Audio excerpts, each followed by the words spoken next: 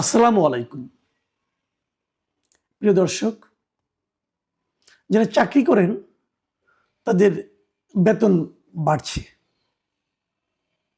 এটুকু শুনলে সবাই খুশি হবেন, তাই তো? চাকরি করি, বেতন বাড়ছে, সংসারের এখন খরচ মেটাতে খুব সহজ হবে, উপার্জন বাড়বে, এটা তো একটা ইতিবাচক খবর, তাই না? কিন্তু তারপরে যদি আমরা এটাকে খণ্ড খণ্ড করে ভাগ করি, যেমন ধরেন বেতন বাড়ছে কেবল সরকারি চাকরিজীবীদের, মানে যারা সরকারি চাকরি করেন কেবল তাদের বেতন বাড়ছে, যারা বেসরকারি চাকরি করেন তাদের বেতন বাড়ছে না, তাদের বেতন তাদের জায়গায় আছে। বেতন বাড়ছে কেন? বেতন বাড়ছে এই কারণে যে বাজারে, বিশ্ববাজারে সব জিনিসপত্রের দাম বেড়ে গেছে, মূল্যস্ফীতি যেটাকে বলি আমরা। যে এই বাড়তি মূল্যের সঙ্গে জীবনযাপনকে একটা সামঞ্জস্যপূর্ণ অবস্থায় আনার জন্যই বেতন বাড়ছে। মানে যে জিনিসটার দাম আগে 10 টাকা ছিল সেটার দাম এখন 18 টাকা হয়ে গেছে, তো বাড়তি 8 টাকা আমি কোথায় পাবো? এই জন্য সরকার আমাকে বাড়তি 8 টাকা দেবে যদি আমি সরকারি কর্মচারী হই, নতুবা নয়।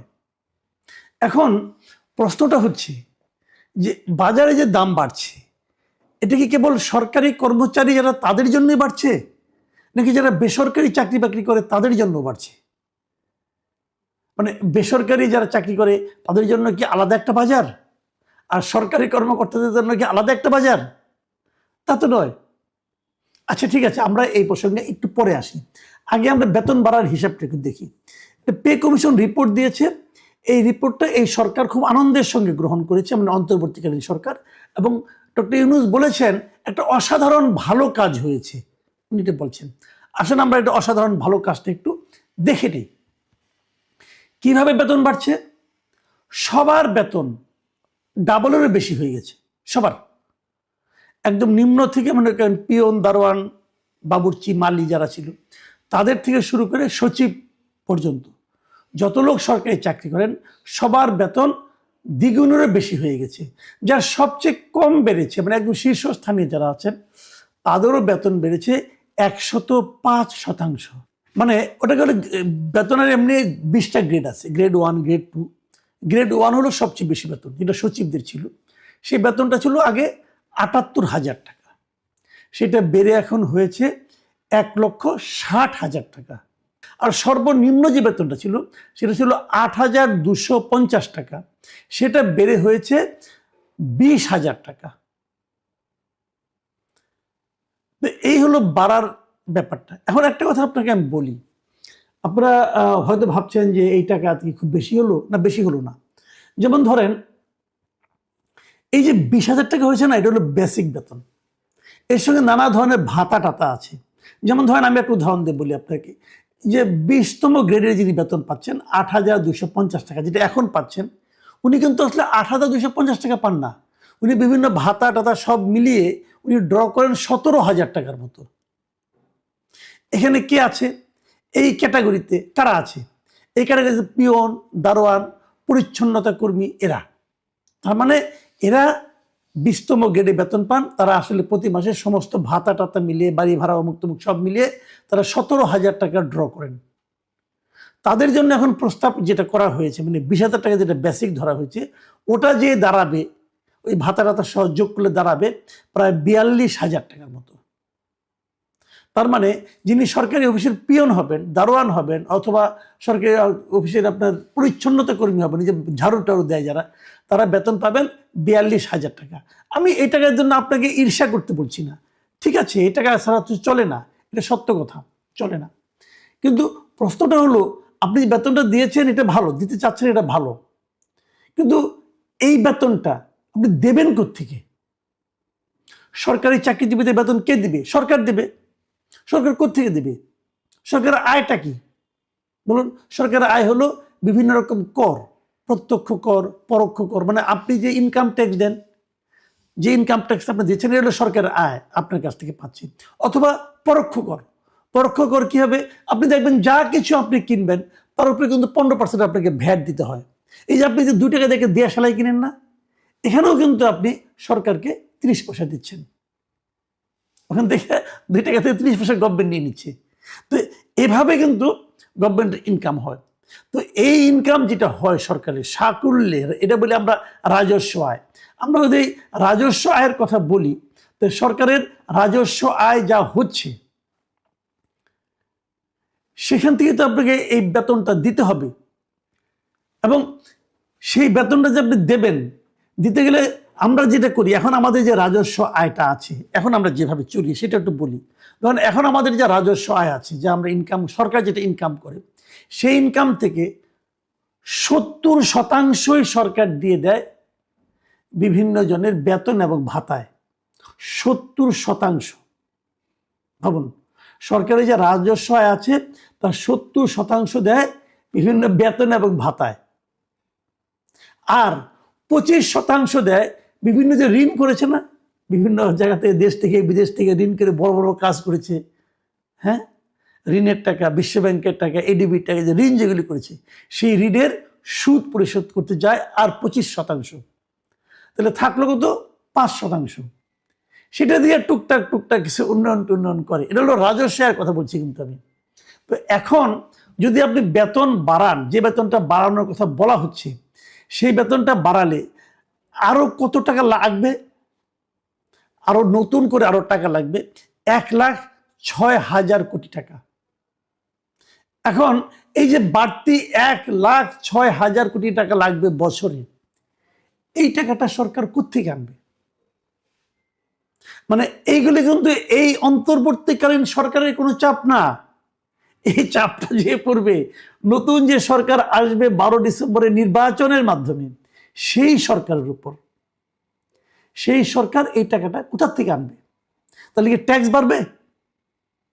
সবার উপর যে ট্যাক্স দিবে, আমি আপনি যারা আমরা কোনো বেসরকারি চাকরি করি অথবা অন্য কোনোভাবে ব্যবসা বাণিজ্য করি অথবা যারা জিনিসপত্র কেনাকাটা করি, আমাদের সবার কাছ থেকে আরো টাকা নিবে, আরো ট্যাক্স দিবে, নিয়ে তার যারা চাকরি করে, মানে সরকারে যারা নাকি পার্ট অফ গভর্নমেন্ট, যে সরকারি কর্মচারী যারা আছেন, তাদেরকে উনি প্রতি বছর আরো 1,06,000 কোটি টাকা করে দিবে। এদের কাজটা কি আসলে? সরকারি কর্মকর্তাদের কাজ হলো, কর্মচারী-কর্মকর্তাদের কাজ হলো জনগণের সেবা করা। খুব ভালো। আমরা যারা জনগণ আছি, আপনি আপনার কথা ভাবেন, আপনি যখন কোনো সরকারি অফিসে যান, সেবার জন্য যান, আপনি তো সেবার জন্যই যান, তাই না? যেমন আপনি থানায় গেলেন, থানা কিন্তু একটা সরকারি কর্মকর্তা, এই পুলিশের বেতন বাড়বে। আপনি হয়তো কোনো সাব রেজিস্ট্রি অফিসে গেলেন, ওটা কিন্তু একটা সরকারি চাকরি করে, ওরাও কিন্তু আপনার কাছ থেকে টাকা নিয়ে এইভাবে বেতনটা পাবে। তো ওদের কাছে যখন আপনি যান, সেবা পান নাকি হয়রানি পান? অথবা ঘুষ দিলে কাজটা তাড়াতাড়ি হয়? কোনো একটা সরকারি অফিসে যে সেবা পেয়েছেন, সন্তুষ্ট হয়ে এসেছেন, ঘুষ ছাড়া কাজ হয়েছে, হয়রানি এবং ভোগান্তি ছাড়া কাজ হয়েছে, এমন লোক আমাদের সমাজে কয়জন আছে? এই আপনারা যারা শুনতেছেন, আপনারাই মন্তব্য করুন আমার এখানে, কয়জন আপনারা আছেন? শতকরা কতজন হবে? 5 জন, 10 জন হবে? এর চেয়ে বেশি হবে বলে হবে না, আমি গ্যারান্টি দিয়ে বলতে পারি। বাকি 90 জনই সরকারি অফিসে যে ভোগান্তির শিকার হন, আপনাকে উৎকোচ দিতে হয়, সেলামি দিতে হয়, ঘুষ দিতে হয়। তো ওনারা আমাদের কাছ থেকে ঘুষও নেবেন, আবার ওনারা আমার কাছ থেকে বাড়তি টাকা নেবেন, তাদের সংসার চলে না বলে। এই তো হচ্ছে। তো এখন কোশ্চেন হলো, এটা করলো কেন? করলো এই কারণে, দুটো কারণে আমি মনে করি। এই সরকার তার শেষ দিকে এসে এই সরকারি কর্মকর্তা কর্মচারীদের হাতে রাখতে চায়, বোঝাতে চায় যে আমরা তোমাদের জন্য অনেক করলাম, তোমরা আমাদেরকে হেল্প করো বাকি সময়টুকু। পাশাপাশি নতুন যে সরকার আসবে 12 তারিখের পরে, তাদের উপরে একটা বোঝা চাপিয়ে দিল। ওই সরকার এসেই হাহুতাশের মধ্যে পড়ে যাবে যে কিভাবে তারা সরকারি কর্মচারীদের এই বেতনটা দিবে। এই যে নতুন পে স্কেল ঘোষণা করা হয়েছে, সরকারি দল কিন্তু, সরকারি কর্মচারীরা কিন্তু বলছে এটা এখন থেকেই চালু করেন, আর সরকার বলছে না এটা জুন থেকে চালু হবে। এখন কিছু কিছু হবে, এখন অল্প বিস্তর হবে, তারপর পূর্ণাঙ্গভাবে চালু হবে জুন মাসে। এখন ধরেন নতুন গভর্নমেন্ট আসলো, এসে ভাবলো যে এটা করা সম্ভব না, আমি কোত্থেকে করবো, আমার টাকা তো নাই। যদি না করে তাহলে কি হবে? নতুন গভর্নমেন্ট অজনপ্রিয় হয়ে যাবে। তারা বলবে ইউনূস সরকারই ভালো ছিল, অথবা তারা নতুন সরকারকে অসহযোগিতা করবে, এমন এমন কাজ করবে যাতে নাকি নতুন সরকার বিপদগ্রস্ত হয়, নতুন সরকারের বদনাম হয়, তারা এগুলো করবে। আপনি বেতন বাড়ান, আমার কোনো আপত্তি নাই, সে সঙ্গে জবাবদিহিতা বাড়ান। সরকারি কর্মকর্তা কর্মচারীদের কোনো জবাবদিহিতা আছে? সরকারি অফিসগুলোর নিয়ম নীতি আছে? সরকারি অফিসের লোকজনকে ঘুষ খায় না? দেখুন, আওয়ামী লীগ আমলে কিন্তু এক দফা বেতন বেড়েছিল, বেতন প্রায় জাস্ট ডাবল করে দিয়েছিল আওয়ামী লীগ আমলে, এবং তখন বলা হয়েছিল আপনারা ঘুষ খাবেন না, আপনাদের বেতন বাড়িয়ে দিলাম। সরকারি কর্মচারীরা এটা শুনেছিল? ঘুষ খাওয়াকে বাদ রাখছিল? আগের মধ্যে ঘুষ চলেছে, তখন ঘুষের রেটও বেড়েছে, ঘুষের রেট বেড়েছে, বেতন বেড়েছে। তো সমাধানটা কি? আমি তো পার্সোনালি মনে করি সরকারের সাইজ ছোট করতে হবে, সরকারি কর্মচারীর সংখ্যা কমাতে হবে। এত কর্মচারী আমাদের দরকার নাই। এরা সব মানুষ, যত কর্মচারী তত ঘাটে মানুষকে যে হোঁচট খেতে হয় এবং মানুষকে ঘুষ দিতে হয়, উৎকোচ দিতে হয়, হয়রানির শিকার হতে হয়। এটা করতে হবে। কে করবে? যে করবে সে অজনপ্রিয় হবে, এবং যেহেতু সমস্ত কিছু এদের হাতে, আসলে এদের হাতে আপনি জিম্মি হয়ে যাবেন। বিপরীত দিকে যে কথাটা আমি বলছি, যে আমরা যারা সাধারণ মানুষ আছি তাদের কি অবস্থা? তাদের কি বেতন বেড়েছে?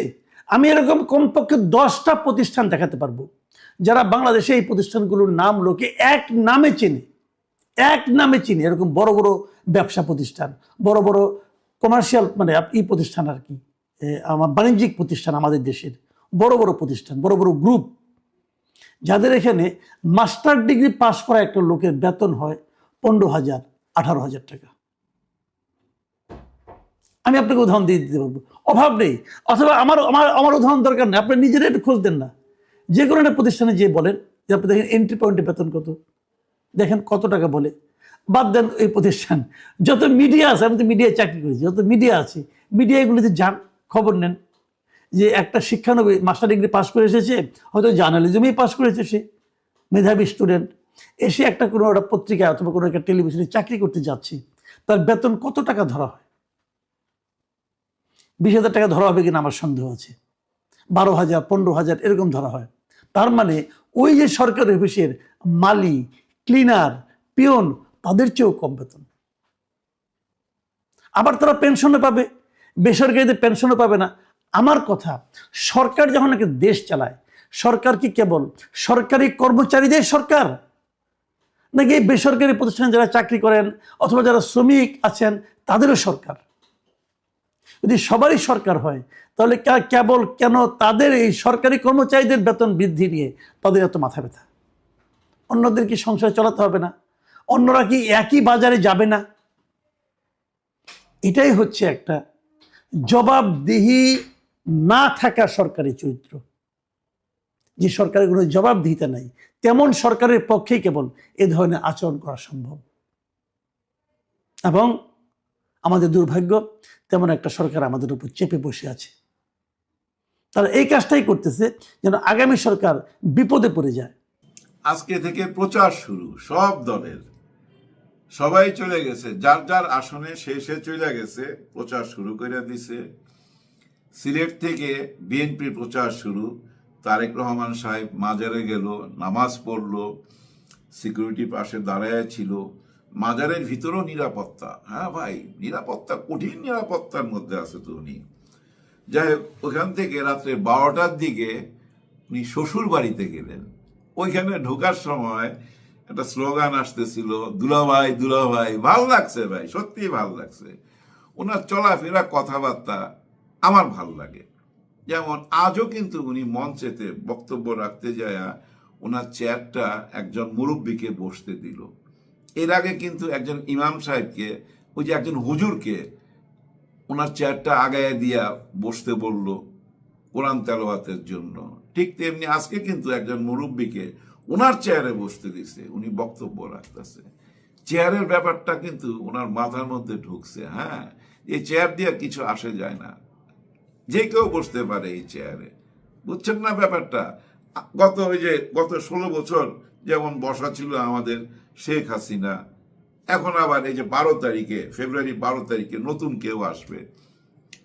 ও শেখ হাসিনাকে নিয়ে উনি বক্তব্য রাখছে। উনি তো নাম নেয় না কাউকে, যেমন এই যে বলে যে রাস্তাঘাটের উন্নতি করছে, কিন্তু একটা স্পট থেকে আরেকটা স্পটে যাইতে মানে ওনার যে সময়টা লাগছে, জায়গার নামটাও বলছে আমার মনে নাই, ওই জায়গা থেকে এই জায়গায় আসতে 10 ঘন্টা লাগিয়ে গেছে। ওই টাইমে বিমানে কইরা লন্ডনে যাওয়া যায়, তাহলে কিসের উন্নতি হইলো? ওদের দিকে আঙ্গুল করছে, মানে আঙ্গুল দেখাইছে ওই যে বিএনপি মানে আওয়ামী লীগের দিকে আঙ্গুল দেখাইছে। বিএনপি আর আওয়ামী লীগ এই দুইটা দলই তো সবচেয়ে বড় দল। কখনই কি আমরা ভাবছি অন্য দলের নাম মুখে নিতে হবে, মানে বড় হিসাবে বিএনপি নাইলে আওয়ামী লীগ? দেখেন না আমার মুখে চলে আসে। কিন্তু দেখেন এখন আবার দাঁড়িপাল্লাও আসে। আল জাজিরা, আপনারা দেখছেন তো, আল জাজিরা থেকে প্রশংসা করছে জামাতে ইসলামের। ওনারা বলতে চাইছে জামাত ইসলাম এখন বিএনপির ঘাড়ে নিঃশ্বাস ফেলতেছে। চিন্তা করেন। আচ্ছা, আল জাজিরার বুঝতে এত সময় লাগলো কেন? আমরা তো ভাই আরো বছর খানিক আগেই বুঝছি, তাই না? ঘাড়ে নিঃশ্বাস ফেলতেছে। আল জাজিরা কেন এত দেরিতে বুঝতে পারলো? এর মানে কি জানেন? সত্যটাকে মাইনা নিতে পারতেছিল না। ওনারা তো আবার অনুসন্ধানী সাংবাদিকতা করতে গিয়া সময় লেগে গেছে। হ্যাঁ, সময় লেগে গেছে। আসলে না, ওনারাও বিশ্বাস করতো যে বিএনপি বিপুল ভোটে, মানে ধরেন 280টা আসন নিয়ে এই সংসদে যাবে। ওনারাও ভাবতো একটা টাইমে, এই দেশের সবাই ভাবতো, কিন্তু আমরা কিছু ওই যে নাছরবান্দা আমরা ভাবতাম না। যাই হোক, আমাদের এই নাছরবান্দার ভাবনার সঙ্গে আল জাজিরা মতামত এক, কাছাকাছি 19-20, তাই না? এটা একটা ভালো দিক। এরকম আরো হবে। এই আগামী 3 সপ্তাহ অনেক লম্বা টাইম, তো এর মধ্যে অনেক কিছু হয়ে যাবে। ধরেন আমি ভুলবশত আরেকজনের প্রচার কইরা দেবো, হ্যাঁ, মনের অবচেতন মনে আমি প্রচার কইরা দিতেছি বিএনপির, এমনও হইতে পারে। যেমন দেখেন এই যে সিলেটে তারেক রহমান সাহেবের বক্তব্যগুলো আপনারা নিশ্চয়ই শুনছেন, বিশেষ করে ইউটিউবে কম পাবেন, এই মুহূর্তে আছে আমার ফেসবুকে দেখবেন। ফেসবুকে গেলেই দেখবেন ওনার সমস্ত কথা টুকরো টুকরো হইয়া পুরা ফেসবুক সয়লাভ। এর মধ্যে 80% কথাই হচ্ছে জামাতকে নিয়ে। ওই যে একটু আগে আমি বললাম না যে আমি প্রচার কইরা দেবো মনের অজান্তে, ঠিক তেমনি উনিও প্রচার কইরা দিতেছে ওনার মনের অজান্তে। কারণ ওনার সব বক্তব্য ওই জামাতে ইসলামকে নিয়ে, নাম নেয় নাই। অনেক কথা বলছে জামাতে ইসলামকে নিয়ে, কিন্তু ওই কথাটা ওই আগের মতই রয়ে গেছে। লন্ডনে যেভাবে বলছে ওই একইভাবে, বরঞ্চ এখন আরো মন খুইলা বলছে। হ্যাঁ, মন খুইলা হাত পা নাইরা বলছে। সেটা কি জানেন? ওই 71-এ একটি গোষ্ঠী এদেশের মানুষকে মেরেছিল, এদেশের মা বোনদের, লক্ষ লক্ষ মা বোনদের ইজ্জত কাইরা নিছিল। ওই কথাটা আবার বলছে। এই কার্ডটা খেলতেই হবে, উপায় নাই গোলাম হোসেন। ওই কার্ডটা না খেললে জবাবদিহি করতে হবে। ওই কার্ডটাই হচ্ছে পরিকল্পনার অংশ। যাই হোক, এই কার্ডটা খেলুক।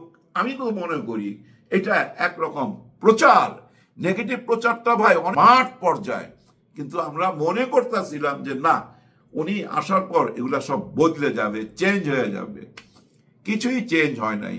মাঠ পর্যায়ে যা কিছু শুনে আসতে ছিটানো কথাগুলো না, মনে করেন একটা পাতার মধ্যে চলে আসছে। হ্যাঁ, খাতার পাতার মধ্যে চলে আসছে, এক জায়গায় চলে আসছে।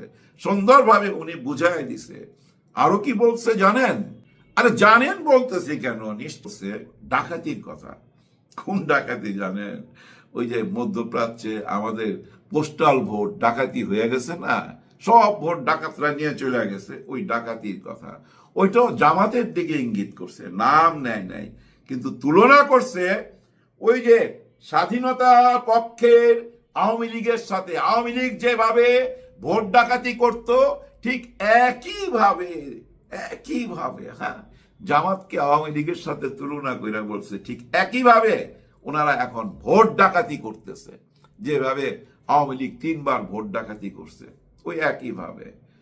হ্যাঁ, এই নির্বাচন, সামনে নির্বাচনে ভাই যেই পাস করুক খুব কষ্ট হবে বুঝাইতে, খুব কষ্ট হবে। কারণ এখন থেকেই তো আমি বলতেছি যে ভোট ডাকাতি হইতেছে। যে মানুষ আমি 3 সপ্তাহ আগে বইলা ফেলাইছি যে ভোট ডাকাইতে হয়েছে প্রবাসে, তাহলে এই যে আমাদের জাতীয় নির্বাচন যখন হবে 12 তারিখের পরে এই কথাটা তো আরো জোর দিয়া বলুন যে আমি তো আগেই বলছিলাম ভোট ডাকাতি হচ্ছে। বলবে না? হ্যাঁ বলবে, মাঠ পর্যায়ে তো আরো বেশি বলবে, যেহেতু লিডার বলছে। লিডার কিন্তু আবার বেহেস্তের কথাটাও ভুলে নাই, ওই বেহেস্তের কথাটা তুইলা আছে যে একটি দল বেহেস্তের টিকিট বিক্রি করতে চায়, এবং ওই আবার ওনাদের অডিয়েন্স যে বসা ছিল না দর্শক, ওইখান থেকে একজনকে ডাইকে আনছে, মানে কে হজ করছেন আপনারা, ওমরা করছেন, হাত তুলছে অনেকে, ওর মধ্যে একজনকে ডেকে এনে ওনাকে পাশে নিয়ে বলছে এই যে মক্কা শরীফ গেছেন, এই মক্কা কার? আল্লাহর। এভাবে শুরু করছে, বলতে বলতে মানে সবকিছু, এই পৃথিবী, আমাদের মাটি, আকাশ, সবকিছু কার? আল্লাহর, তাই না? সবাই দিয়া বলায় দিছে যে আল্লাহর আল্লাহর। তাহলে একটি দল যে বলে বেহেশতের টিকিট দিবে, সেটা কার? সেটাও তো আল্লাহর। কেন সে শিরকি করতেছে? নাউজুবিল্লাহ, নাউজুবিল্লাহ, নাউজুবিল্লাহ। দেখেন, আমার কাছে মাঝে মাঝে মনে হচ্ছিল কি জানেন, ওয়াজ হচ্ছে, হ্যাঁ ওয়াজ হইতেছে, সুন্দরভাবে উনি বুঝাই দিছে একটা জিনিস, যে জামাতকে মাইনা নেওয়া যাবে না, জামাতের বিচার করতে হবে। এরা মা বোনের ইজ্জত নিছে, এরা 71-এ আমাদের অনেক কথাগুলা, এই কথাগুলা এই জন্যই বলার মধ্যে ভাই অনেক বুদ্ধি খরচ করছে, অনেক রকম বড় পরিকল্পনা করছে। এই বলাতে কি লাভ হবে জানেন? আওয়ামী লীগ হ্যাঁ খুব খুশি হবে, কারণ আমাদের বয়ান উনারা বলতেছে, আমরা যে কথাগুলো বলছি 15-16 বছর বা গত 54 বছর, ওই কথাগুলোই তো বলতেছে। তার মানে আমরা কারে ভোট দেবো? ওনাদেরকেই ভোট দেবো। কারণ নিশ্চয় ওনারা ভিতরে ভিতরে দিল্লিতে কথা দিছে যে আমি পাশ করে আসতে পারলে আমি আপনাকে নিয়ে আসুন, এরকম নিশ্চয় একটা কথা দিছে। নাহলে ওনারই বয়ান কেন উনি বলতেছে? মাঝে মাঝে মনে হইতেছে কি জানেন, চোখ বন্ধ কইরা আওয়ামী লীগের আমলে আসি। হ্যাঁ, আওয়ামী লীগের আমলে আসি। আচ্ছা, আওয়ামী লীগ কি আবার ফেরত আসবে না? হ্যাঁ ভাই, নিশ্চয়ই ফেরত আসবে। সজীব ওয়াজেদ জয়ের একটা ইন্টারভিউ দেখছেন না? পশ ভদ্র, পা তুইরা সুট টুট পইরা ইন্টারভিউ দিছে। কথা কিন্তু খুব খারাপ কিছু বলে নাই। আগে যেভাবে দেখতাম উনি ওই যে 5ই আগস্টের পরে কেমন জানি কথাবার্তা বলতো, মনে হইতো যে কি জানেন, আউলে গেছে, পরদিন অন্য কথা বলতেছে, আউলা জাউলা কথা। প্রথম দিনই তো বলছিল আমরা আর দায়িত্ব নিব না, আমরা বাংলাদেশের সাথে নাই, আমার মা আর রাজনীতি করবে না, তোমাদের চিন্তা তোমরা করো, প্রথম দিন বলছিল।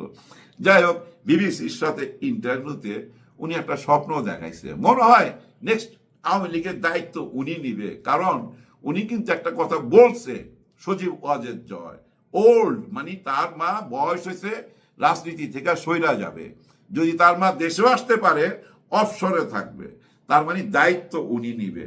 এই স্বপ্নটা কেন দেখছে জানেন?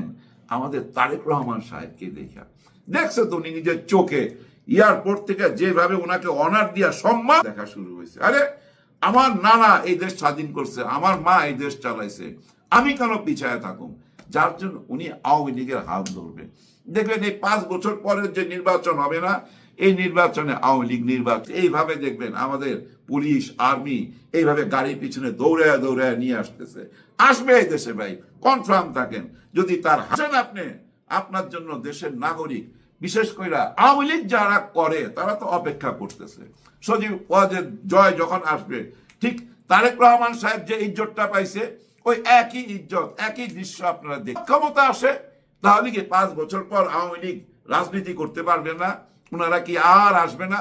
না, ওই 5 বছর পরেই আসবে। জামাত ক্ষমতা আসলে ওই 5 বছর পরেই আসবে, তবে আসার রূপটা হয়তো অন্যরকম থাকবে, আগের মতো থাকবে না। ওনার মা যেভাবে বলছে যে আল্লাহ আমাকে বাঁচায় রাখছে প্রতিশোধ দেওয়ার জন্য, সবাই নাম লিস্ট করে ফেলাইছি, একটা মার্ডার করা আর 100টা মার্ডার করা তো একই, এরকম কথা বলছে না? ওরকম থাকবে না, অন্যরকম রূপ হবে। যে রূপটা জনগণ পছন্দ করবে সেই রূপটাই দেখাইতে হবে, কোনো উপায় নাই। আপনি যে রকমই হন না কেন, যত চালাকি হন না কেন, আপনার আসল রূপ ধরা পড়বেই, কেউ ঠেকাইতে পারবে না।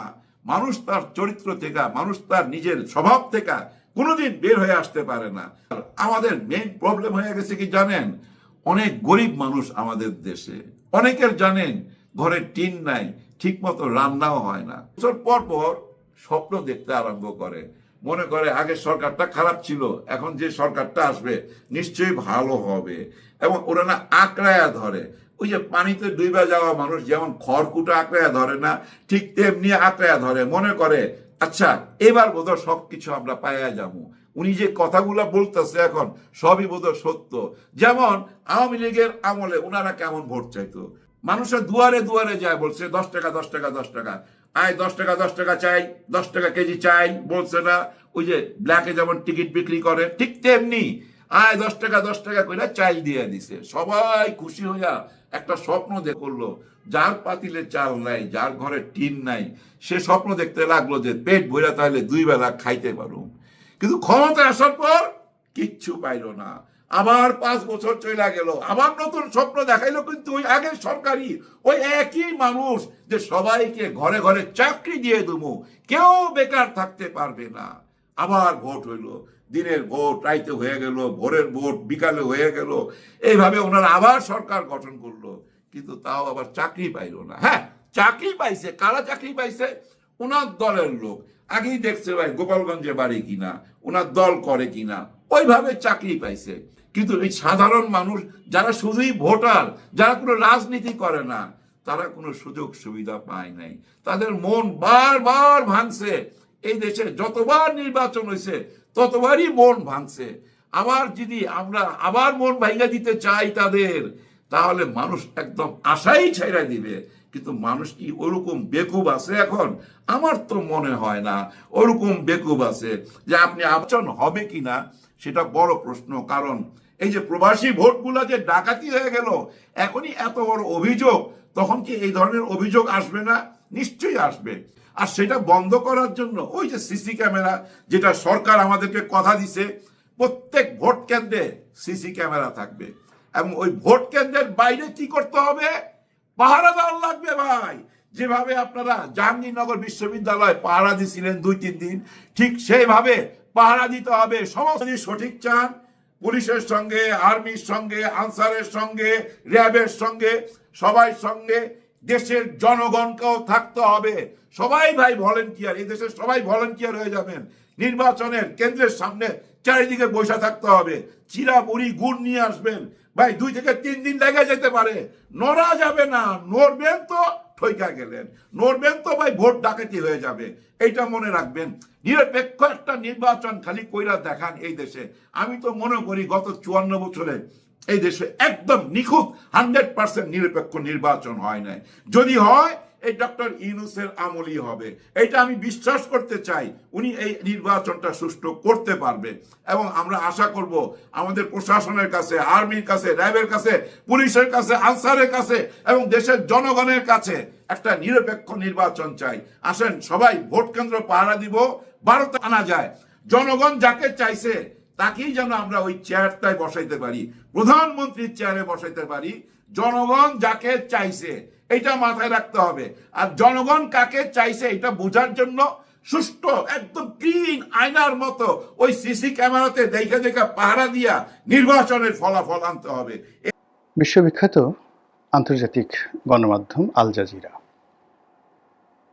সেই আল জাজিরার সঙ্গে জনাব সজীব ওয়াজেদ জয়ের একটি সাক্ষাৎকার এখন রীতিমতো viral, talk of the country. এবং সেই যে সাক্ষাৎকার, সেই সাক্ষাৎকারে তিনি যে সকল বক্তব্য দিয়েছেন সেগুলোর ভিডিও ক্লিপ, অডিও ক্লিপ, ছবি, এগুলোতে সামাজিক মাধ্যমে রীতিমতো ঝড় চলছে। প্রথমে 2-1 ঠাট্টা করার চেষ্টা করেছিল, কিন্তু 99% মানুষ জয়ের এই সাক্ষাৎকার আল জাজিরার সঙ্গে ইতিবাচকভাবে নিয়েছে। সেখানে জয়ের বডি ল্যাঙ্গুয়েজ, তার ড্রেস কোড অর্থাৎ তার যে পোশাক, তার পোশাকের কালার কম্বিনেশন, তার হেয়ার স্টাইল অর্থাৎ তিনি যেভাবে চুল কেটেছেন, শেভ করেছেন, যেভাবে বসেছেন, পায়ে যে জুতোটি পরেছেন শো, তার কালার, তারপরে যে মোজা পরেছেন, সক্স, সব মিলিয়ে একেবারে জুতোর তলা থেকে শুরু করে একদম মাথার চুল পর্যন্ত সব কিছু নিয়ে চুলচেরা বিশ্লেষণ চলছে সামাজিক মাধ্যমে। অনেকে বলার চেষ্টা করছেন যে না, একটা অ্যাটিটিউড, বাপের বেটা, নেতা হওয়া তো এরকমই হওয়া উচিত। তৃতীয় বিশ্বে তো এই ধরনের স্মার্ট লোক একজনও নেই। আমার কাছে মনে হতো যে কাতারের যে বর্তমান আমির, তিনি এই আমির হিসেবে দায়িত্ব পালন করার আগে কোট টাই পরে তিনি যে সকল ছবি তুলতেন, ঠিক সেখানে নিদারুণ একটা স্মার্টনেস ছিল। বারাক ওবামা, বিল ক্লিন্টন, তাদের পোশাক পরিচ্ছদে অসাধারণ স্মার্টনেস ছিল, বা এখনও আছে।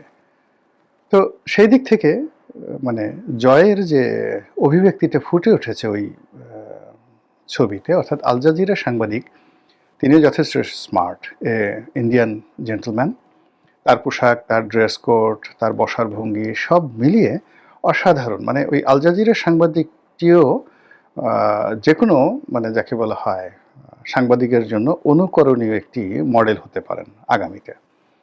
এরকম স্মার্ট সাংবাদিক খুব অল্প দেখা যায়, এবং তার বিপরীতে যেভাবে জনাব সজীব ওয়াজেদ জয় বসেছেন, এটি এখন রাজনীতির জন্য মডেল হয়ে পড়েছে। আর তার বিপরীতে বাংলাদেশ, ভারত, পাকিস্তান যে সকল রাজনীতিবিদ রয়েছেন, অনেকে বলার চেষ্টা করেছেন যে জয়ের মতো এত মেকআপ, গেট আপ, স্মার্টনেস অন্য কোনো পলিটিশিয়ানের নেই। তো আমি একটা স্ট্যাটাস দিয়েছিলাম এই ছবিটা নিয়ে, আপনাদের মতামত চেয়েছিলাম। ও মাই গড! মানে আমি যখন এই ভিডিওটি করছি তখন দেখা গেল যে প্রায় 50 লাখ লোক এটি দেখেছে খুব অল্প সময়ের মধ্যে। প্রায় 1.25 লাখ লোক লাইক দিয়েছে, 20,000-এর উপর কমেন্ট হয়েছে, আর শেয়ার যে কত হয়েছে আমি বলতে পারবো না। তখন আমার কাছে মনে হলো এই বিষয়টি নিয়ে ভিডিও করা উচিত। এখন সেই ভিডিওটি কি জয়ের দালালি করব, জয়কে তেল মারবো, আওয়ামী লীগের দালালি করব, নাকি কি করব? দালালি করাটা আসলে আমার কাছে কেন যেন কখনো হয়ে ওঠেনি। ফুটফাট অনেক কথা বলেছি, কারো পক্ষে গিয়েছে, বিপক্ষে গিয়েছে, আর যে যার মতো করে এটাকে মূল্যায়ন করার চেষ্টা করেছে। তো কাজেই এই যে জয়ের যে সাক্ষাৎকার, সেই সাক্ষাৎকারের বিষয় নিয়ে, তার ছবি নিয়ে এই মুহূর্তে বাংলাদেশে এত মাতামাতি হচ্ছে কেন, এটার সাইকোলজিক্যাল, মনস্তাত্ত্বিক বিষয় নিয়ে প্রথমে আলোচনা করি। প্রথমত হলো যে জয় বা তার পরিবার, তারা তো বাংলাদেশ থেকে উচ্ছেদ হয়ে গেছেন। এই 17 মাসের মাথায় তাদের নাম, গন্ধ বাংলাদেশে আসার কথা নয়। তাদের চেহারা দেখলে আমাদের বমি হওয়া উচিত, তাদের কথা শুনলে আমাদের গায়ে কিড়বিড় কিড়বিড় করা উচিত। তাদের কথা যদি কেউ আমাদের সামনে বললে মানে মুহূর্তের মধ্যে আমাদের মুখ ফিরিয়ে নেওয়া উচিত। এই তো হওয়া উচিত। যে ন্যারেটিভ গত 17 মাসে আওয়ামী লীগের বিরুদ্ধে, শেখ হাসিনার বিরুদ্ধে, জয়ের বিরুদ্ধে তোলা হয়েছে, 15 লক্ষ কোটি টাকা পাচার করা হয়েছে, হাজার হাজার মানুষ মেরে ফেলা হয়েছে, দেশের 12টা বাজিয়ে দেওয়া হয়েছে। তো এই বাইরে তাদেরকে যারা পরাজিত করেছে তারা এখন রাষ্ট্র ক্ষমতায়, তো সেখানে তাদের নাম আসবে কেন? জয়কে নিয়ে এত মাতামাতি হবে কেন?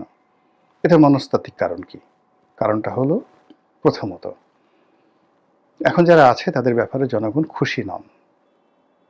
2 নম্বর হলো যে জনগণ এখন যারা আছেন তাদের কাছ থেকে যে আশা করেছেন সেখানে বারবার আশাভঙ্গ হয়েছে তাদের। থার্ডলি হলো আগামীতে যাদের ক্ষমতা আসার সম্ভাবনা তৈরি হয়েছে তাদের ব্যাপারেও জনগণ কোনো ভালো কিছু কল্পনা করতে পারছে না।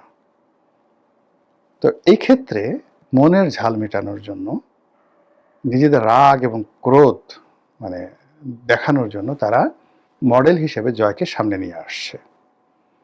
এটা যে শতভাগ জয়ের প্রতি তাদের কারো আনুগত্য আছে, প্রেম আছে, ভালোবাসা আছে, নট লাইক দ্যাট। মানে জয়কে সামনে এনে মানে প্রতিপক্ষকে তারা দমন করতে চাচ্ছে, প্রতিপক্ষের মনে ঈর্ষা তৈরি করতে চাচ্ছে। এটা একটা সাইকোলজিক্যাল ট্রিটমেন্ট। যেমন দেখা গেল যে সতীনের ছেলে দেখলে যেমনভাবে মানে মানুষের রাগ হয়ে যায়, তো তদ্রূপ এখন জয়কে নিয়ে, শেখ হাসিনাকে নিয়ে, আওয়ামী লীগকে নিয়ে কোনো কথা বললে বর্তমান সরকারের যে একটা রাগ হবে, ক্রোধ হবে, এবং এটা দেখে এই সরকারের ব্যাপারে যারা হতাশ তাদের মনে খুব আনন্দ লাগবে। এই কারণে এই জয়কে নিয়ে এই মুহূর্তে মানুষের মনস্তাত্ত্বিক, এটা মানুষ বলতে কি আওয়ামী লীগের বাইরের মানুষ, আওয়ামী লীগের লোকজন তো মরে গেলেও জয়কে ভালোবাসবে, শেখ হাসিনাকে ভালোবাসবে, বঙ্গবন্ধুকে ভালোবাসবে। আমি আওয়ামী লীগের বাইরের লোকের কথা বলছি, আমজনতা। তো এই আমজনতা যে আধিক্যতা দেখাচ্ছে সেটা মূলত বর্তমান যারা আসছে এবং আগামীতে যাদের আসার সম্ভাবনা হয়েছে তাদের প্রতি মানুষের অবিশ্বাস, অনাস্থা, হতাশা ইত্যাদি থেকে এই জিনিসটি হচ্ছে। এটা হলো প্রথম একটা বিষয়। দ্বিতীয় যে বিষয়টি সেটা হলো আন্তর্জাতিক গণমাধ্যম কেন এখন জয়, শেখ হাসিনা, আওয়ামী লীগকে নিয়ে মাতামাতি করছে, সেটিও কিন্তু গুরুত্বপূর্ণ একটা বিষয়। এবং এর পিছনে আন্তর্জাতিক রাজনীতি, তাদের যে থিম, তাদের যে চিন্তা চেতনা, আপনারা জানেন যে এই আল জাজিরাই কিন্তু একটা সময় প্রাইম মিনিস্টার্স মেন করেছিল, তো প্রধানমন্ত্রীর কাছের লোক, এবং একাধিকবার আওয়ামী লীগ সরকারের বিরুদ্ধে তারা বিভিন্ন প্রতিবেদন প্রকাশ করে হইচই ফেলে দিয়েছিল এবং শেখ হাসিনাকে যথেষ্ট বিব্রতকর অবস্থায় পড়তে হয়েছে। তো সেই আল জাজিরা কেন এখন ডক্টর মোহাম্মদ ইউনূসের পিছনে লেগেছে? বিএনপি নিয়ে কেন তারা মাতামাতি করছে না? আওয়ামী লীগকে কেন তারা আবার হাইলাইটে নিয়ে আসছে? এর পেছনে মধ্যপ্রাচ্যের রাজনীতি, এর পেছনে আমেরিকার রাজনীতি, এর পেছনে ভারতের রাজনীতি অনেকাংশে জড়িত। থার্ডলি, এই সাক্ষাৎকারে কতগুলো পয়েন্ট সামনে এসেছে। সেই পয়েন্টের মধ্যে যে বিষয়গুলো আমার সবচেয়ে প্রথম নজরে এসেছে সেটি হলো জয় খুব স্ট্রেট এবং ফরওয়ার্ড ওয়েতে যেভাবে উত্তর দিয়েছে আমি এটা কল্পনাও করতে পারিনি। যেমন বলা হয়েছে যে তার মায়ের রাজনীতি কি শেষ? তিনি বলেছেন সম্ভবত শেষ, কারণ তিনি এখন বৃদ্ধ হয়ে গেছেন, তার বয়স হয়ে গেছে। এই যে সাহস, এই শক্তি, এই কথাটি যদি জনাব তারেক রহমান সাহেব 2018 সনে বলতে পারতেন জয়ের মতো করে, তাহলে বেগম খালেদা জিয়ার জন্য অনেক ভালো হতো এবং তাকে সম্ভবত জেলে যেতে হতো না। যখনই তাকে ক্ষমতার কেন্দ্রে রাখা হয়েছে তখন আওয়ামী লীগের যত রাগ ক্রোধ বেগম জিয়াকে নিয়ে চলে এসছে। বেগম জিয়া যদি বলতেন যে আমি রিটায়ার্ড করলাম, এখন থেকে আমার সব রাজনীতি জনাব তারেক রহমান সাহেব দেখবেন, তাহলে তাকে জেলে যেতে হতো না, শিওর। তো সেই জায়গাতে হঠাৎ করে জয় এই যে একটা সিদ্ধান্ত দিলেন, বললেন, এটার পিছনে তার ডিপ্লোম্যাটিক নলেজ, দলের যাকে বলা হয় গ্রুমিং, নাকি তিনি তার যে ভিতরে যে অন্তর্নিহিত যে ক্ষমতা সেটা থেকে বললেন, এটা আপনারা একটু চিন্তা করে দেখবেন। এই যে তাকে শেখ হাসিনাকে রিংয়ের বাইরে দেওয়া এবং তার যারা রাজনৈতিক প্রতিপক্ষ, সেই প্রতিপক্ষদেরকে তিনি নিষ্ক্রিয় করে দিলেন যে তিনি বয়স হয়ে গেছেন, আর রাজনীতিতে তিনি থাকবেন না। এই গেল এক।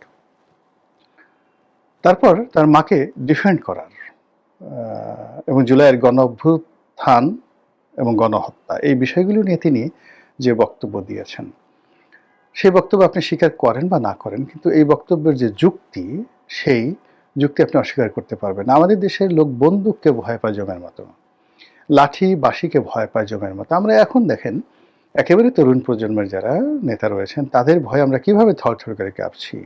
যে ডক্টর মোহাম্মদ ইউনূস, জামাতের আমির জনাব তারেক রহমান সাহেব এই কয়দিন আগে 17-18 মাস আগে ছিলেন মজলুম, এখন আমরা তাদের ভয়ে কাঁপছি, তাদেরকে তোয়াজ তদবির করছি, তাদেরকে ভবিষ্যৎ রাজা উজির মন্ত্রী বানিয়ে আমরা তাদের কাছাকাছি যাওয়ার চেষ্টা করছি। তো সেখানে অত্যন্ত প্রতাপে, প্রচণ্ড প্রতাপে শেখ হাসিনা ক্ষমতায় ছিলেন, তো তিনি ইচ্ছা করলে তো অনেক মন্দ কাজ করতে পারেন। ইরানের দিকে তাকান না কেন? একটি ক্ষমতাধর রাজনৈতিক দলের অনেকগুলো অপশন থাকে। ইরান তার মিলিটারি দিয়ে নির্বিচারে গুলি চালিয়েছে, হাজার হাজার মানুষ মেরে ফেলেছে।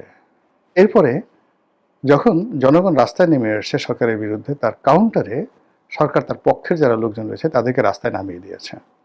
কয়জন মরবে, কয়জন ড্যামেজ হবে, ডাজ নট ম্যাটার, এগুলো নিয়ে তারা চিন্তাই করেনি। সমস্ত দেশ ব্ল্যাক আউট করে দিয়ে তারা সেই কাজগুলো করেছে, ফলে সারা বিশ্ব স্টপ হয়ে গেছে, চক্রান্তকারী স্টপ হয়ে গেছে এবং ইরান এখন নিয়ন্ত্রিত একটি রাষ্ট্র। তো সেই কাজটি কেন শেখ হাসিনা পারবেন না? তার তো লোকজনের অভাব ছিল না, তারপরে তার পুলিশে, তার সেনাবাহিনীতে তার অনুগত লোকের অভাব ছিল না, কেন তিনি সেই কাজটি করেনি? সেটাকে পয়েন্ট আউট করার চেষ্টা করেছেন যে তিনি এটা চাননি।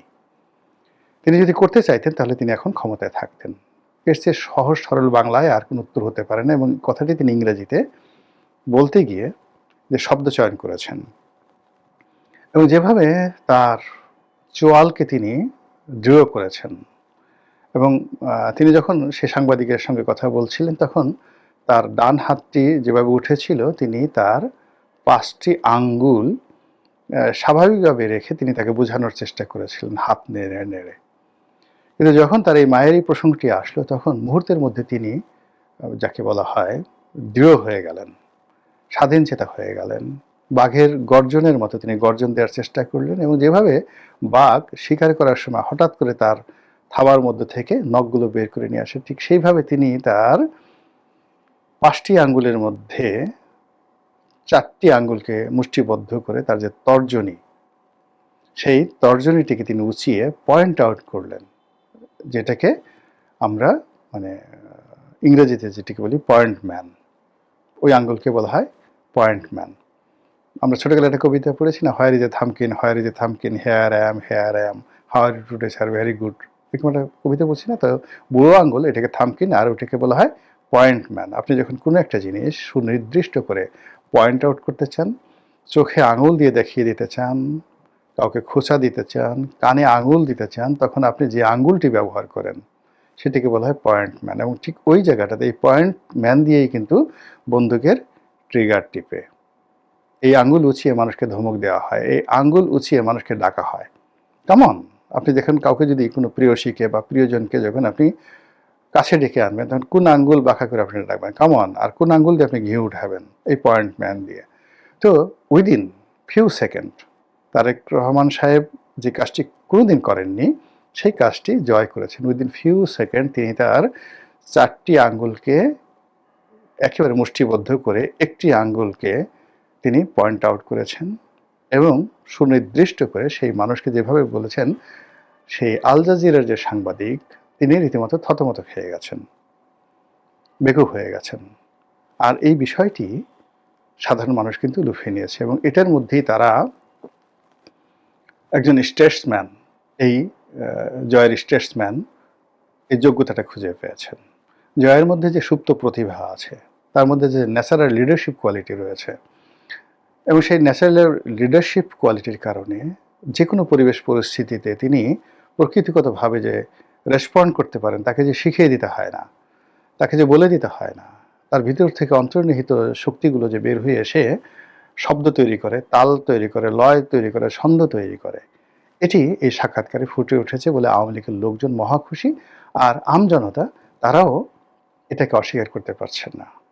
এরপর হলো তার যে একটা সুন্দর শরীর আছে, লম্বা শরীর আছে, পোশাক আশাক পরলে যে তাকে ভালো লাগে, আর তিনি পোশাক আশাক কেনার সময়, বানানোর সময় তিনি যে কালার ম্যাচ করতে পারেন, পছন্দ করতে পারেন, আবার এগুলো পরার পর তার যে ফিটিং ভালো হয়, কুঁচকে থাকে না, যেখানে সেখানে কুঁচকে থাকে না, তার জুতোটা মানে তার মুখের সঙ্গে মিলে না। অনেকের দেখবেন যে মুখ গোলগাল, জুতো পরছে লম্বা, অনেকের মুখ দেখবেন যে লম্বা, জুতো পরছে গোলগাল, ঢাউস আকৃতির একটা জুতো পরেছে। জুতো পরেছে তো সেই বিভিন্ন রং বেরঙের, সাদা জুতো পরেছে, লাল জুতো পরেছে, মানে বিশ্রী রকম দেখতে।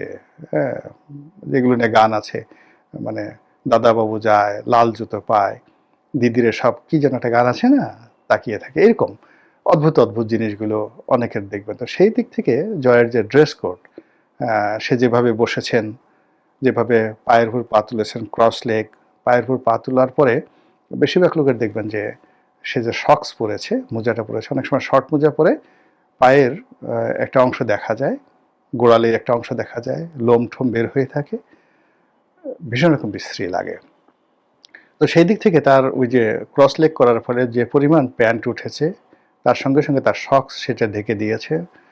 আর সে যেভাবে লম্বা শরীর, সেই লম্বা শরীরের সঙ্গে তার জুতার যে আকৃতি, তার যে ডিজাইন, এই পুরো জিনিসটা এমনভাবে ম্যাচ করেছে, মনে হচ্ছে যে মানে আপনি টম ক্রুজ বলেন, শাহরুখ খান বলেন, যারা এই মুহূর্তে খুব স্টাইলিস্ট দুনিয়াতে, তার সাথে জয়ের যে স্টাইলটা, সেই স্টাইলটা অনেকের কাছে দৃষ্টি আকর্ষণ করেছে। অন্য সময় তার চেহারার মধ্যে যে একটা ফ্রাস্ট্রেশন এসছে, তো সেই তুলনায় এবার দেখা গেল বেশ সে অবিচল, শান্ত এবং দৃঢ়। তো এই বিষয়গুলো নিয়ে ভীষণ রকম আলোচনা হচ্ছে এবং সেই আলোচনার প্রেক্ষিতে আগামীর গণতন্ত্র, আগামী রাজনীতি সবকিছুতে মানুষ দক্ষিণ এশিয়া অঞ্চলে এই পরিবর্তনগুলো যখন গত কয়েক মাসে সাধিত হয়েছে, তখন দিল্লিতে মার্কিন যুক্তরাষ্ট্রে এবং বাংলাদেশের ভেতরে অনলাইনে অফলাইনে আওয়ামী লীগ নেতাদের সঙ্গেও মার্কিন যুক্তরাষ্ট্র সরাসরি যোগাযোগ করেছে। ব্রেন ক্রিস্টেনসেন এটা নিয়ে কোনো রাগঢাক করেন নাই। তিনি বলেছেন, ক্ষমতায় থাকুক বা না থাকুক সবার সঙ্গে কথা বলার আমাদের দীর্ঘ ইতিহাস রয়েছে, এবং ক্রিস্টেনসেন মনে করিয়েছেন যে এখানে রাজনৈতিক পরিসরের সব দিক থেকেই 20 বছর ধরে আমার বন্ধু রয়েছে। তিনি যেহেতু বারবার ঢাকায় কাজ করেছেন, কাজে তিনি বলছেন 20 বছর ধরে এই বাংলাদেশের সকল রাজনৈতিক রাষ্ট্রদূত ব্রেন্ট ক্রিস্টেনসেন যেমনটা প্রত্যাশা করা হয়েছিল এবং ধারণা করা যাচ্ছিল, ঢাকায় পৌঁছেই এই বার্তা সুস্পষ্ট করা শুরু করেছেন। এক, কোনো বিশেষ রাজনৈতিক দলের পক্ষে তারা অবস্থান নেবেন না, সকল রাজনৈতিক দলের সঙ্গেই তারা যোগাযোগ রক্ষা করবেন। এবং দ্বিতীয়ত, সবচেয়ে গুরুত্বের সঙ্গে যে বিষয়টি তিনি স্পষ্ট করছেন, যে অ্যাসাইনমেন্ট তার জন্য অক্টোবরে মার্কিন সেনেটে তাকে নিয়োগ করবার জন্য যে শুনানি অনুষ্ঠিত হয়েছিল সেখানেই পরিষ্কার করা হয়েছিল, সেটি তিনি খুব স্পষ্ট করে পরিষ্কার করছেন। সেটা হচ্ছে চীনের সঙ্গে অতিরিক্ত মাখামাখি এবং চীনের সঙ্গে কোনো রকম সামরিক সহযোগিতার বিষয়টা ট্রাম্প প্রশাসন আমেরিকা ফার্স্ট বলতে কি বোঝায় সে কথা তিনি স্পষ্ট করেছেন গণমাধ্যমের কয়েকজন কর্মীর সঙ্গে এক সাক্ষাৎকারে ঢাকায় এসে 21শে জানুয়ারি তারিখে। এবং সেখানে তিনি এ কথাটা বিশেষভাবে উল্লেখ করেছেন যে বাংলাদেশের সঙ্গে মার্কিন যুক্তরাষ্ট্রের অনেকগুলো ক্ষেত্রে যোগাযোগ হতে পারে, সহযোগিতা হতে পারে এবং একটা সম্পর্ক উন্নয়নের সুযোগ আছে। এবং সেটা বলতে গিয়ে ট্রাম্প প্রশাসনের নিয়োগকৃত এই যা যা নিয়ে কাজ করতে আগ্রহী সেগুলো হচ্ছে অর্থনীতি, বাণিজ্য, ব্যবসা, নিরাপত্তা। আপনাদের আমি বরাবর বলেছি যে নিরাপত্তা, এই অঞ্চলের নিরাপত্তা, মার্কিন যুক্তরাষ্ট্রের প্রভাব সেই নিরাপত্তা বলয়ে বজায় রাখা, এবং বাণিজ্য, অর্থনীতি এবং ব্যবসা 3 ভাগে ভাগ করেছেন বটে মার্কিন যুক্তরাষ্ট্রের রাষ্ট্রদূত, কিন্তু আসলে এই ব্যবসা বাণিজ্যই মূল লক্ষ্য ট্রাম্প প্রশাসনের। এবং সেক্ষেত্রে তারা নিরাপত্তার সঙ্গেও এই ব্যবসা বাণিজ্য অর্থনীতির বিষয়টাকে একেবারে ওতপ্রোতভাবে দেখে এবং এটা নিয়ে তাদের কোনো রাগঢাক নাই। ট্রাম্প প্রশাসন বা প্রেসিডেন্ট ট্রাম্পের সঙ্গে তার মন্তব্য বা তার অবস্থান সেগুলোর দিকে যদি নজর করে থাকেন, কিংবা গ্রিনল্যান্ড নিয়ে এখন যা চলছে সেসবে নজর রাখলে আপনি নিশ্চয়ই বুঝতে পারছেন যে বাণিজ্য, ব্যবসা, অর্থনীতি মার্কিন যুক্তরাষ্ট্রের এসব স্বার্থ ক্ষতিগ্রস্ত হবে, আর মার্কিন যুক্তরাষ্ট্রের নিরাপত্তা নিয়ে কোনো সমস্যা তৈরি হবে। আপনি মার্কিন প্রভাব বলয়ের বাইরে গিয়ে চীনের সঙ্গে, মানে তার যাতে নিরাপত্তা ঝুঁকি তৈরি হয় এমন কারো সঙ্গে, চীন বা রাশিয়ার সঙ্গে বেশি মাখামাখি করবেন, বার্তাগুলো যেমন দেওয়া হয়েছিল তেমনি কিন্তু এ বার্তা তারেক রহমানের সঙ্গে সাক্ষাৎ করে পরিষ্কারভাবে ব্রেন ক্রিস্টেনসেন দিয়েছিলেন যে তারা সকল রাজনৈতিক দল বা সাংবাদিকদের ডেকেছিলেন। সেখানে তিনি স্পষ্ট করে বলেছেন যে তারা সকল রাজনৈতিক দলের সঙ্গে যোগাযোগ রাখতে আগ্রহী। বাংলাদেশে কে নির্বাচিত হবে, কে বাংলাদেশে পরবর্তী নির্বাচিত সরকার হিসেবে দায়িত্ব নেবে, এটা বাংলাদেশের জনগণের সার্বভৌম সিদ্ধান্ত এবং এটা শুধুই বাংলাদেশের জনগণের সিদ্ধান্ত, তাতে অন্য কোনো দেশের কিছু বলার অধিকার নাই। এই পরিবর্তনগুলো যখন গত কয়েক মাসে সাধিত হয়েছে তখন দিল্লিতে, মার্কিন যুক্তরাষ্ট্রে এবং বাংলাদেশের ভেতরে অনলাইনে অফলাইনে আওয়ামী লীগ নেতাদের সঙ্গেও মার্কিন যুক্তরাষ্ট্র সরাসরি যোগাযোগ করেছে। ব্রেন ক্রিস্টেনসেন এটা নিয়ে কোনো সকল রাজনৈতিক পরিসরে তার বন্ধু রয়েছে, তবে আমরা অঙ্গীকারাবদ্ধ যে 12ই ফেব্রুয়ারি অনুষ্ঠেয় নির্বাচনে যেই জয়ী হোক না কেন তার সঙ্গেই আমরা কাজ করব। কেন ডক্টর মোহাম্মদ ইউনূসের সরকার, অন্তর্বর্তীকালীন সরকারকে সরিয়ে একটা নির্বাচিত সরকার আসবে, এটার জন্য মার্কিন যুক্তরাষ্ট্র একরকম মুখিয়ে আছে? তার একটা বিরাট কারণ অন্তর্বর্তীকালীন সরকারের সঙ্গে চীনের যে অতিরিক্ত মাখামাখি, মানে মার্কিন রাষ্ট্রদূত আসার 2 দিন আগেও এই যে অন্তর্বর্তীকালীন সরকার যে তার যখন আর মেয়াদ বাকি 1 মাসের কোণের, এর আগে আগেই পাকিস্তানে গেছে বাংলাদেশের বিমান বাহিনী প্রধান, সেটাও জানুয়ারি মাসেই বাংলাদেশের বিমান বাহিনী প্রধান সেখানে গিয়ে পাকিস্তান থেকে 1 বহর এমন বিমান কেনবার একটা প্রতিশ্রুতি দিয়ে এসেছে, তাই তৈরি করে। এবং এর আগে বাংলাদেশের অন্তর্বর্তীকালীন সরকারের প্রধান উপদেষ্টার থেকে 20টি যুদ্ধ বিমান কেনার একটা আলোচনা করে এসেছিলেন। সেনেটররা তাকে প্রশ্ন করেছিলেন যে বাংলাদেশে যা চলছে, কমিউনিস্ট চীনের সঙ্গে সামরিক সহযোগিতা বৃদ্ধির যে ঝোঁক দেখা যাচ্ছে অন্তর্বর্তীকালীন সরকারের, তিনি এ বিষয়ে কি করবেন।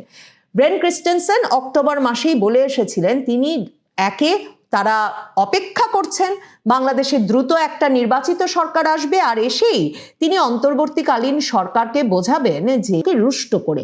ঠিক এভাবেই তিনি ব্যাপারটা সাংবাদিকদের সামনে তুলে ধরেছেন ঢাকায় এসে, যে মার্কিন যুক্তরাষ্ট্রের সঙ্গে পরামর্শ ছাড়া সামরিক বাহিনী যদি তার সামরিক সক্ষমতা বৃদ্ধি করে, সামরিক কৌশলে চীনের মতো রাষ্ট্রের সঙ্গে তার সহযোগিতা বৃদ্ধি করে, তাহলে মার্কিন যুক্তরাষ্ট্র, আপনাদের মনে হয় সরকারের এমন ঝুঁকি নেওয়া উচিত?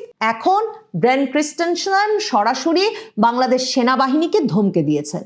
তিনি সংবাদ মাধ্যমকে জানিয়েছেন এবং নিশ্চিতভাবেই মনে করা যায়, বুঝতে অসুবিধা হয় না, এই ঘাঘু কূটনীতিক সংবাদ মাধ্যমকে ডেকে যে সেনাবাহিনীকে ধমকে দেওয়ার বিষয়টি সিদ্ধান্ত নিয়েছেন এবং সুনির্দিষ্টভাবে বলেছেন, তার কারণ হচ্ছে তারা দেখছেন যে ঘরের দরজা আটকে জাতীয় নিরাপত্তা উপদেষ্টা খলিলুর রহমানকে ওয়াশিংটনে নিয়ে কিংবা অন্তর্বর্তীকালীন সরকারের প্রধান উপদেষ্টার সঙ্গে যা বলা হচ্ছে সেটা তাদের একরকমের বলা যায় কানে প্রবেশ করছে না। কারণ এটা যেহেতু একটা অন্তর্বর্তীকালীন সরকার, তারা যথাসাধ্য তাদের ব্যক্তিগত এবং তাদেরকে ক্ষমতায় টিকিয়ে রাখতে পারে সেই গোষ্ঠীটিকে একরকমের খুশি করে যেতে চাইছে।